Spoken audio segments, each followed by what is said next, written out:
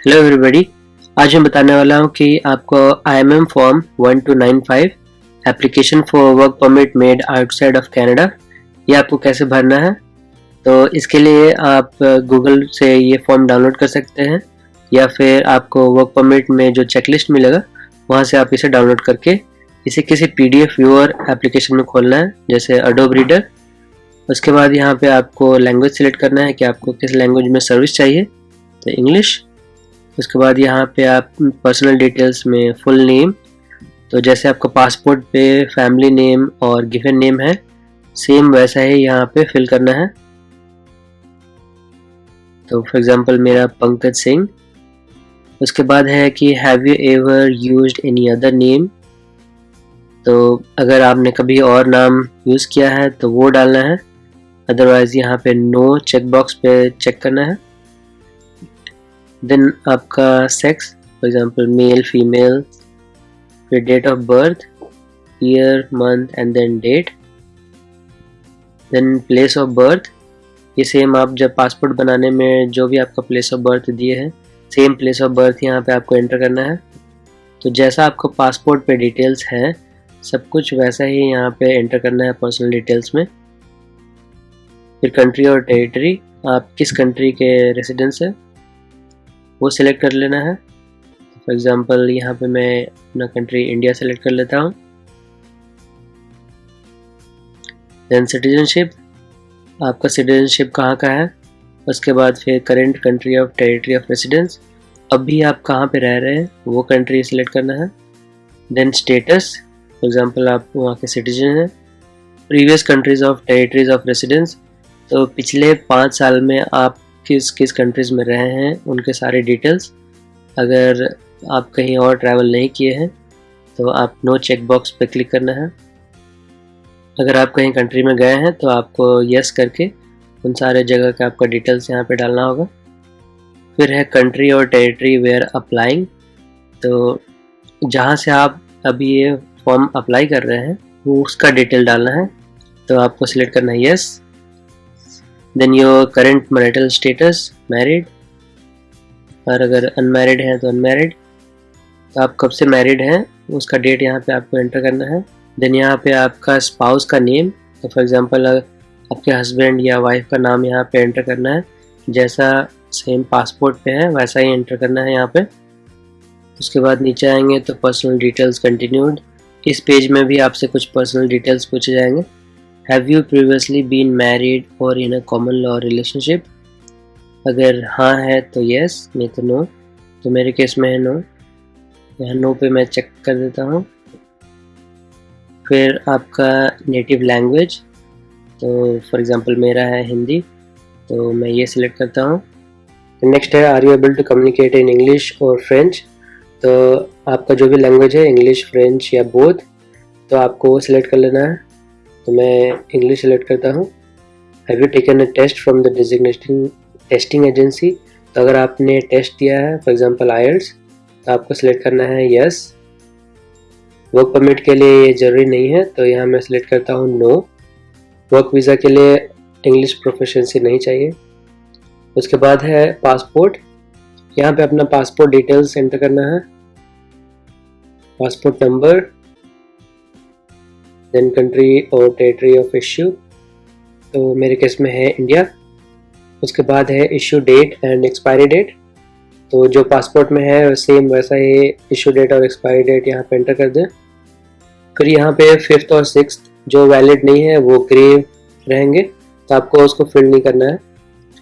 National identity document, तो यहाँ पे कोई अगर नेशनल आईडी है तो वो यहाँ पे एंटर कर सकते हैं। फॉर एग्जांपल यहाँ पे पैन कार्ड या फिर आधार कार्ड, तो वो सब यहाँ पे एंटर कर सकते हैं। देन कंट्री और टेरिटरी ऑफ इश्यू और issue date and expiry date अगर है तो ये मैंडेटरी नहीं है, तो यहाँ पे देख सकते हैं स्टार मार्क नहीं है, तो इसे आप छोड़ सकते हैं। Are you a lawful permanent resident of the United States, यहाँ पे नो। देन कॉन्टैक्ट इन्फॉर्मेशन, तो all correspondence will go to this address unless you indicate your email address below, तो यहाँ पे एड्रेस आपका करंट मेलिंग एड्रेस आपको रखना ज़रूरी है। तो जो भी कम्युनिकेशंस या फिर लेटर्स भेजे जाएंगे वो इसी एड्रेस पे जाएंगे, लेकिन प्राइमरीली आपका ईमेल एड्रेस से ही कम्युनिकेशन होगा। तो जो भी अपडेट होगा या फिर कोई भी डॉक्यूमेंट आपसे मांगा जाएगा वो सबसे पहले आपके ईमेल एड्रेस पे आएगा। तो यहाँ पे करंट मेलिंग एड्रेस डाल देते हैं। तो street name, city, town, country और टेरिटरी। तो यहाँ जो भी स्टार मार्क है, जो मैंडेटरी फील्ड्स है, वो भरना है। Then residential address, for example आपका घर कहीं और है और अभी कहीं और रह रहे हैं तो आप अलग अलग एड्रेस होगा, तो उस केस में यहाँ पे एंटर कर सकते हैं रेसिडेंशियल एड्रेस। तो मेरे केस में रेसिडेंशियल और करेंट दोनों सेम है। देन टेलीफोन नंबर, आपको यहाँ पे अपना मोबाइल नंबर या फिर टेलीफोन नंबर एंटर कर देना है। उसके बाद अगर फैक्स नंबर है तो वो डाल सकते हैं। उसके बाद अपना ईमेल एड्रेस, ये मैंडेटरी नहीं है लेकिन आपको फिर भी यहाँ पे अपना ईमेल एड्रेस बताना है ताकि आपका जो भी कम्युनिकेशन होगा आपका इसी ईमेल एड्रेस पे होगा। तो ये सेम ईमेल एड्रेस होगा जो आपने यूज़ किया है अपना IRCC अकाउंट क्रिएट करने के लिए। फिर details of intended work in Canada, तो what type of work permit are you applying for. तो यहाँ पे सिलेक्ट करना है कि किस टाइप का आपका वर्क परमिट होगा और जिसके लिए आप अप्लाई कर रहे हैं, तो वो सिलेक्ट करना है यहाँ पे। यहाँ मेरे केस में है labour market impact assessment stream. यहाँ पे आपका जो भी टाइप है वो सिलेक्ट कर सकते हैं। डिटेल्स ऑफ प्रोस्पेक्टिव एम्प्लॉयर, तो मेरा LMIA वाला वर्क परमिट है, तो यहाँ पे मैं अपना एम्प्लॉयर का नाम लिखूँगा जहाँ से मुझे जॉब ऑफर है, फिर कंपनी का कंप्लीट एड्रेस, आपको कनाडा में जॉब कैसे लेना है अपने कंट्री में रहते हुए, उसके लिए आप मेरे पिछले वीडियोस को रेफ़र कर सकते हैं। यहाँ पे मैं पूरा एड्रेस एंटर कर देता हूँ। Intended location of employment in Canada, मतलब आपका जो जॉब ऑफर है या फिर कंपनी का एड्रेस वो कहाँ का है, तो वो प्रोविंस वहाँ पे सिलेक्ट कर ले। तो ये है मेरा टोरंटो, या देयर इट इज़। देन वहाँ का एड्रेस, ये कंपनी का एड्रेस सेम ही रहेगा, तो यहाँ पे मैं सेम यहाँ पे कॉपी कर देता हूँ। My occupation in Canada will be, तो जो भी जॉब टाइटल है वो मैं एंटर कर देता हूँ मेरा। तो ये जो ऑफर लेटर है उसके हिसाब से मैच करना चाहिए। Then brief description of duties, यहाँ पे मैं डाल देता हूँ क्वालिटी एश्योरेंस। आपका जो भी जॉब ड्यूटीज़ होगा वो आप ब्रीफ यहाँ पे एंटर कर सकते हैं। फिर ड्यूरेशन ऑफ एक्सपेक्टेड एम्प्लॉयमेंट, तो ये जॉब ऑफर लेटर में आपका जो भी एक्सपेक्टेड टर्म है, कब से लेके कब तक आपका जॉब ऑफर है, तो वो एंटर कर सकते हैं। तो मिनिमम यहाँ पे मैं 2 साल का रख देता हूँ। मेरा कोई जॉब एंडिंग डेट नहीं है, ये परमानेंट रोल है, तो इसलिए मैं यहाँ पे फिर भी 2 साल का एंटर कर देता हूँ, क्योंकि मुझे जो LMIA मिला है वो 2 साल के लिए है। तो आप अपने कंपनी से भी चेक कर सकते हैं कि कितने साल का एंटर करना है। फिर आप LMIA नंबर यहाँ पे एंटर कर दीजिए।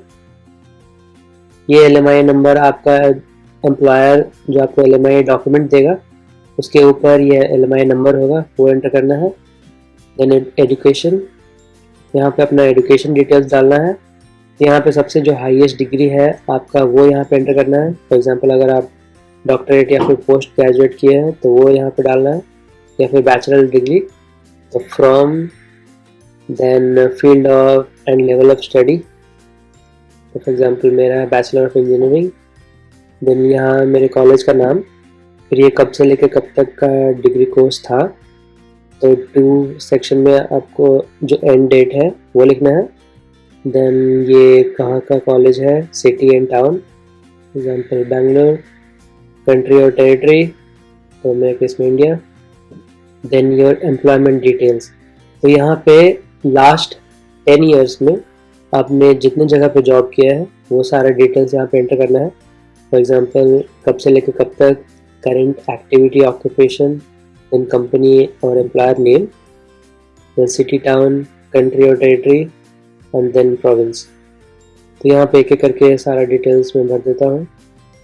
ये मेरा करंट जॉब है सॉफ्टवेयर इंजीनियर का, तो वो करंट जॉब मैं एंटर करता हूँ और उसी हिसाब से जो नेक्स्ट है वो मेरा इसके पहले कौन सा जॉब था वो एंटर करूँगा। तो यहाँ पे फॉर एग्जांपल मैं गूगल प्राइवेट लिमिटेड एंटर कर दिया।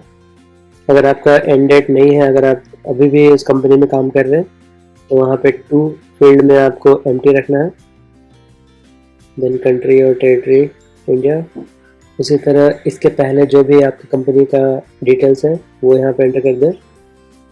तो वहाँ पे आपने कब से लेके कब तक काम किया है, प्रीवियस एक्टिविटी ऑक्यूपेशन अगर सेम है तो सेम डिटेल्स मैं यहाँ पे एंटर कर देता हूँ।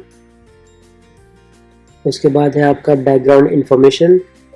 तो ये क्वेश्चंस आप अच्छे से पढ़ लें, अगर आपके लिए ये कोई भी एप्लीकेबल होता है तो आपको सिलेक्ट करना है येस, अदरवाइज नो। तो यहाँ मोस्ट ऑफ द केसेस में नो होगा, तो आप यहाँ नो चेक बॉक्स सिलेक्ट कर लें। Have you ever been refused visa, no. अगर है तो उसका डिटेल्स आपको यहाँ पर एंटर करना होगा। जो करेक्ट है वो इन्फॉर्मेशन यहाँ पे एंटर करना है। यहाँ पे कोई भी गलत इन्फॉर्मेशन नहीं डालना है। If you answer yes to any of the questions तो उसके बारे में डिटेल्स यहाँ पे आपको बताना है। यहाँ पे do you consent to be contacted by RCC, तो यहाँ सेलेक्ट करना है येस। देन योर सिग्नेचर, तो सिग्नेचर फील्ड में आपको बस अपना नाम टाइप कर देना है, तो ये एज अ सिग्नेचर ट्रीट किया जाएगा।